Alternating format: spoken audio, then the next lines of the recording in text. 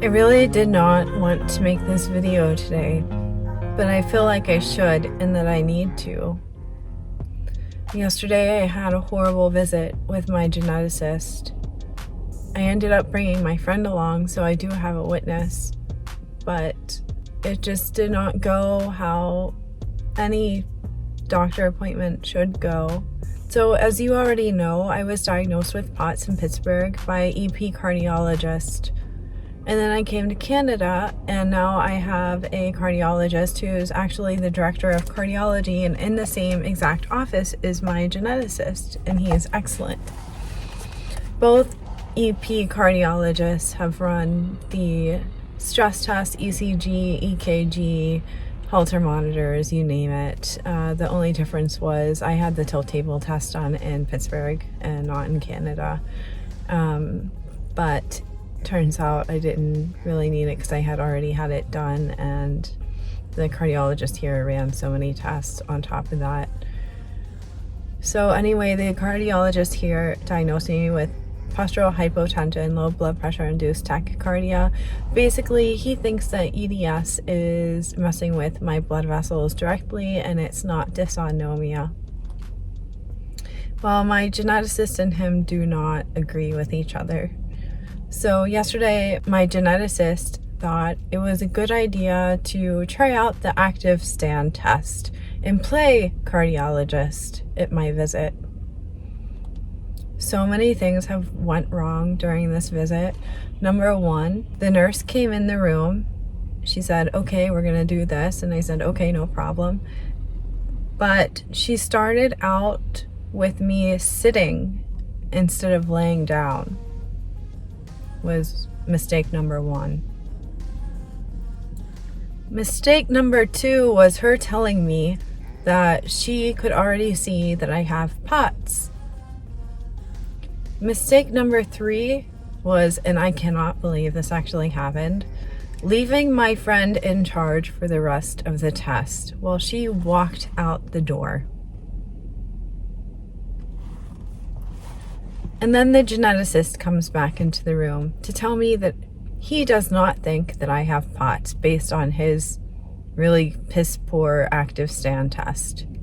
It's like, well, gee, thanks. I guess the fainting and the passing out are all in my head, which I did pass out this morning. And so then he went on to talking about the x-ray of my spine that I had a few months ago that I already forgot about. And he said my spine, my C-spine is straight and there's no curve whatsoever to it. And he doesn't know why, so he wanted me to go for an MRI. And I said, okay, cool, let's book that or send the requisition out.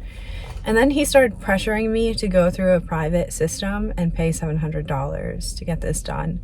And he was like, well, if you go through Alberta Health, you're going to be waiting a year and it's going to be a while and we don't know what's wrong with your spine and blah, blah, blah. And I was like, well, I don't have $700. So this morning I get a phone call from a private insurance company saying, hey, let's get you in for this MRI. It's $700. And I told them right away, I'm like, I don't have $700 to give to you. Can I please book through Alberta Health Services? And they said that I cannot do that I have to call the geneticist back and they have to put the rec in through Alberta Health Services themselves.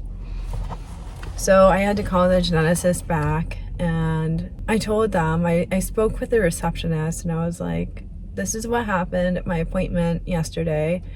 And she was just questioning me, and then I started crying. And she said, well, your emotions seem a bit high. Do you think you might be remembering it wrong? I'm like, I have a witness. Like, what else do you want? And she said that the geneticist never put in his notes that I don't have POTS and that he's agreeing with my cardiologist.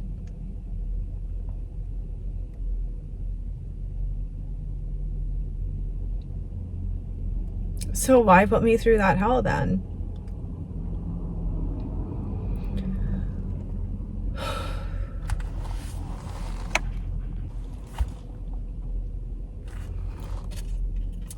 And so I've been having severe neck pain, and it goes into my shoulders, and TMJ is acting up, and I'm getting the cervicogenic migraines. I've been seeing Dr. Reddy like 4 days a week. Oh, thank goodness for that man. But he recommended, as did my family doctor, a muscle relaxer and a more heavy-duty painkiller together, just short-term.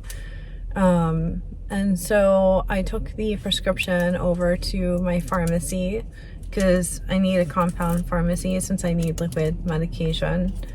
And it took them 3 days to get my prescription filled. And their excuse was they're too busy. Meanwhile, I'm crying, suffering at home with no painkillers really that touch it.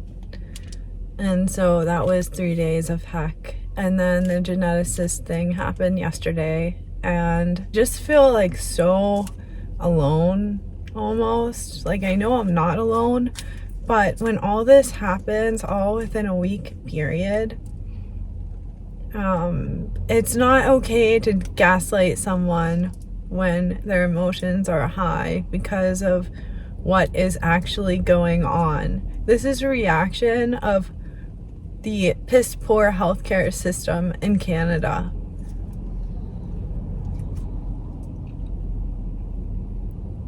I'm supposed to go meet up with friends later today, and I don't even think I'm gonna be able to, just because I keep getting these anxiety attacks today, and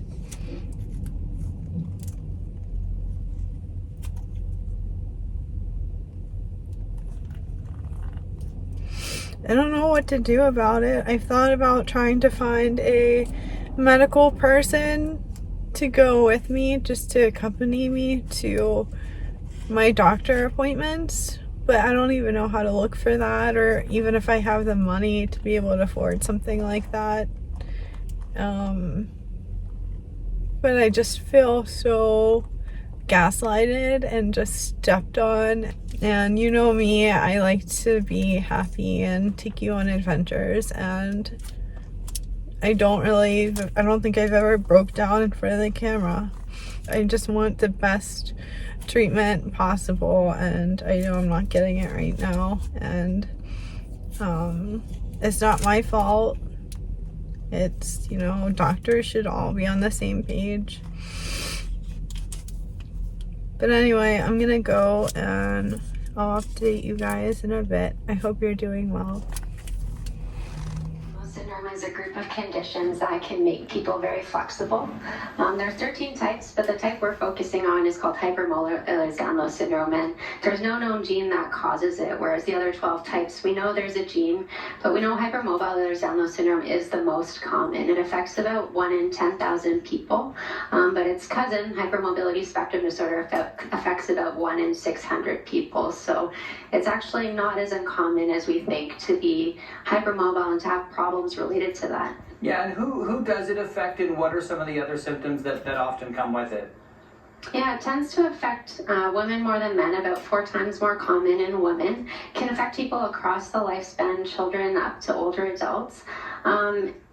Some of the biggest problems people face when they're living with this is that it's very easy to get injured with things that wouldn't normally cause injuries. So walking across the street might cause you to sprain your ankle, or sleeping might cause your shoulder to pop out. So it can be very functionally disabling. Some people also will struggle a lot with chronic pain and tight muscles. But there's also a whole lot of other non-pain related symptoms people can struggle with, like fatigue, unexplained rashes, breathing problems, low blood pressure, high heart rate. So we're really trying to understand more about it because it really can cause a lot of problems for patients. Yeah, and raising awareness seems to be a really important component of the work that you're doing. Why is that, and what are some of the things that you're doing to sort of raise that awareness? Yeah, it's a very, as you mentioned, invisible illness. A lot of clinicians aren't aware of it, and so it's hard for it to be recognized, hard for patients to get a diagnosis, and so patients might wait anywhere from 3 to 5 years before it gets recognized. So part of what we're doing is trying to build awareness amongst clinicians, but also amongst patients. So if there's patients struggling with symptoms, maybe they can flag that to their healthcare provider to get that looked at further. Yeah, and you had an event over the weekend. Tell us about that. Yeah, so we had our second annual Hope for Hypermobility event. It can be quite frustrating to live with a chronic unexplained illness, and so we really want to give hope to our patients, build a community amongst patients and family members, but also help connect them with clinicians and researchers, and build awareness amongst researchers and clinicians about these conditions. And hope is really, we are doing a lot of research here on these conditions to better understand them, and we wanted to make sure that the people that are affected by that get to know that research right away. And so, for example, one of the studies we're doing right now was spawned by suggestions from patients last year. Patients were telling us at the event, and patients tell me in my clinic, at different points in my menstrual cycle, I'm more likely to pop a joint out. And so we're actually doing a study now to look at, across the menstrual cycle, is the knee a little bit more loose? Does muscle strength change? Does fatigue or pain change? What is it that's causing that for patients? And so I think it's neat that patients can directly impact our local research through events like this. Yeah, and just about out of time, but if someone does have a component of hypermobility and is experiencing some of these other health concerns, what should they do? Yeah, I think you can check out either the Ehlers-Danlos Society website or our lab website, ctdrc.ca, which stands for Connective Tissue Disorders Rehabilitation Clinic. The more you know, the more you can help educate your clinicians. There you go, great stuff. Thanks so much for your time this morning, Dr. Minocha. Really appreciate it. That is Dr. Renita Minocha from the Cummings School of Medicine.